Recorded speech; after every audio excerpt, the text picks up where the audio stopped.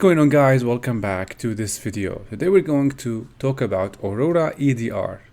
Now before we list what we're going to talk about today in the agenda, let's first define EDR. So EDR stands for endpoint. I guess you know what this means, but anyway, endpoint detection and response. So basically it's a piece of software that runs on an endpoint, Windows or Linux, designed to detect changes, modifications, threat patterns, and performs a specific action. So that's why it's called endpoint detection and response. It detects a specific incident and responds to the incident either by blocking the action or by allowing the action. So usually Aurora is actually a type of endpoint detection and response. It is installed on the endpoint. Aurora is designed to be running on Windows, so it's only a Windows EDR. It cannot run on Linux. So let's come now to the definition of Aurora. So the first thing about Aurora is that it is an EDR, endpoint detection and response. Next, it is an EDR, Windows EDR. It runs only on Windows. And the third aspect about Aurora is that it uses Sigma rules, which we talked about recently, to detect threat patterns and respond to incidents. So if we have an environment of Windows machines, Windows 1, Windows 2, Windows 3 in a network of computers, we can install Aurora agent on every single one of these Windows machines and monitor the endpoints for malicious actions or for threat patterns. Aurora is very useful in this case. Now let's talk about the configuration types. Now we have decided to use Aurora in the Windows machines that we have in our network. We want to go over what are the configuration types that we can use to run Aurora. So basically there are 4 configuration types. The first one is standard, and the second one is minimal, and we have reduced, and the fourth one is intense. Now, there are a lot of differences between these configuration types. I'm going to highlight the most common ones or the most popular ones. The first popular difference between these configuration types is the CPU usage. So basically, the intense uses the most CPU resources. It's the most CPU intensive. Basically, it runs 100% of the CPU. Now, as for the minimal and reduced, it occupies 30% of CPU resources, and as for the standard, it is 35%. Now, why is there a difference between the CPU usage? Basically, because it is actually related to the severity levels that Aurora monitors or reports. So in Aurora, there are 3 severity levels of events or detected events. We have the medium, low, and high. Okay, so when I run Aurora on the standard configurations, what's going to happen?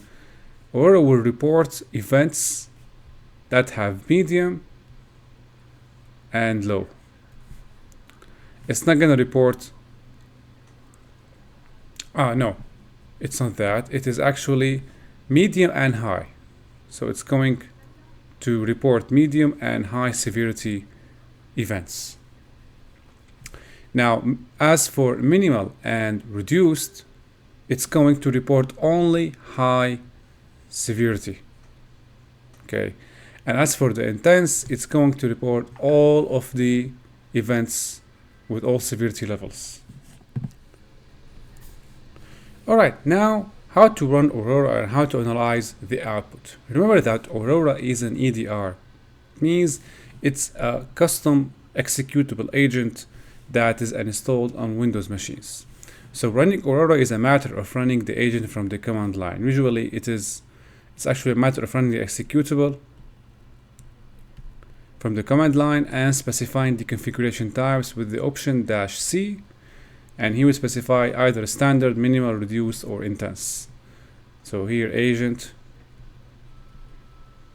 -C and the configuration type. Usually these configuration types come with configuration files written in YAML language. So let's say -C and you choose standard. This will run the agent in a standard configuration, meaning it's going to report on medium and high severity events. Okay, now this is the GitHub page of Aurora, and in order to acquire a copy, it is stating that you have to visit the official website. And from here you can request a copy. Of course, there are two versions: free, community, and full-featured agent. You can download the Aurora Lite and start experimenting with it.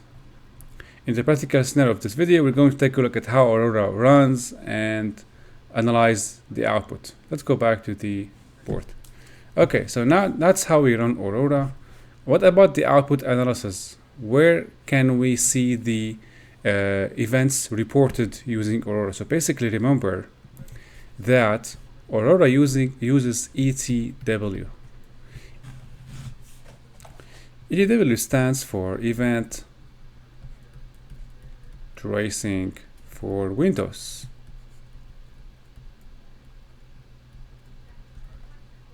So what does that mean? It means that when Aurora detects events that triggered Sigma rules, it's going to add them on the top of ETW, meaning we can see the events triggered using Event Viewer.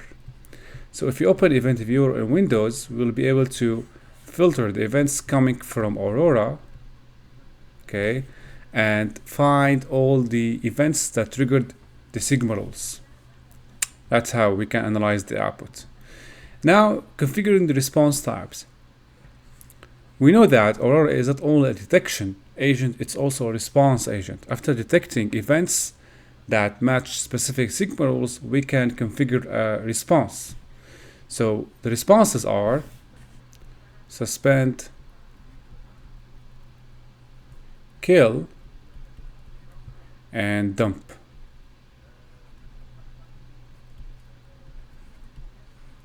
So when I choose to suspend, it's going to suspend the process responsible for triggering the event. Killing the process, and dump will dump all information related to the process to the dump path directory in Aurora installation path.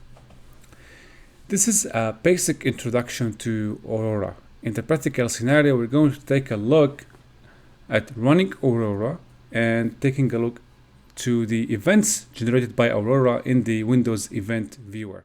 Coming to the practical part of this video, we're going to take a look at how Aurora flags events or how detection works in Aurora. So basically, in this scenario, we have this room here, Aurora EDR, and in the given scenario, there is a batch file. The batch file is supposed to run Aurora and generate events. So don't worry about where the events are coming from. So to start with, right click and run as administrator. This will effectively run Aurora first and then generate the events. So as you can see, the Aurora agent has started, and then we're gonna have to let the timer run out before we press a key to continue. This allows the batch file to run all sorts of operations on the Windows OS and allows the ETW or the event tracing for Windows to collect these events and display them in the event viewer. So you're gonna let the timer run out and then press any key. Back here, we're going to supplement the investigation by answering these questions. Now, I heard a lot of people saying that they got different output every time they run the batch file. So that's why they were not able to answer the questions correctly, or they couldn't match the order of the questions with the order of the events displayed. Let's see if this is correct. So we're gonna press any key now, and now as you can see, we need also to wait for another 20 seconds. Now I'm assuming here that Aurora has started, and now many events have been generated.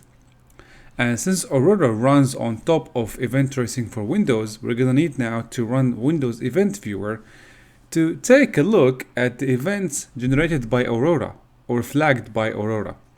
Now remember, basically Aurora only generates or recreates the events if they match a specific Sigma rule.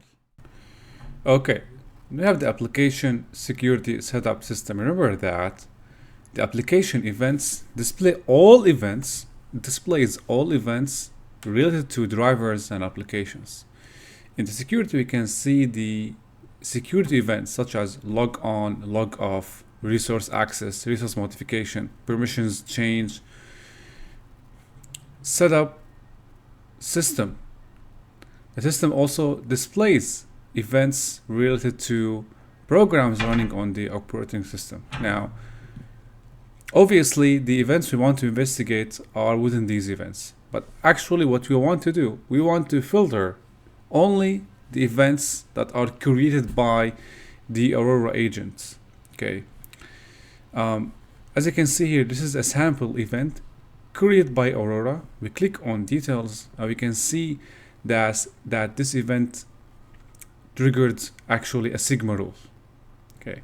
So in order to avoid going through all of these events, we want only to display the events sourced or coming from the Aurora agents. To do that, we're going to need to create a custom view. So we click on custom views here, and on the right we create a custom view. You can use this method to narrow down the focus on specific events coming from specific sources. Example, Sysmon or Aurora. We click on filter events by source and we click on the arrow here. We look for anything related to Aurora. We have two. We're gonna highlight these and then we're gonna select all event levels and click on OK. We're gonna name this as Aurora. Alright, so on total we have 17 events, which means that Aurora have discovered 17 events or 17 operations on the Windows operating system that triggered Sigma rules. So they are worth investigating. If you take a look at the first one, the first one matches, click on details, the Sigma rule match found, it is PowerShell script policy test. The other one is also informational. The third one is hiding files with attribute. We have this one, this is an error, and we have this one as warning. Now apparently, if you go back to the questions, the question here in task 7 is referencing, the answer is WMI process reconnaissance. Apparently, the first event doesn't reference WMI process reconnaissance, and that's the discrepancy some people were talking about while actually solving this row. So to solve this, we're gonna close this and rerun the batch file. So now in total we have 21 events. So when we run the batch file, we got more events. Apparently it is the difference was in the new detection of the suspicious text files. Let's take a look at the first one. This was process reconnaissance. Highlight details here. And let's look for the one that caught the creation of text files. Looks like in my case it's not gonna appear again. So In case you're wondering what's the answer for this question, it is suspicious creation text file, and based on the rules characteristics, what malicious activity is associated with the event, it is ransomware. So this concludes the practical scenario or the practical part of this video. And at the end, take care and thank you for watching.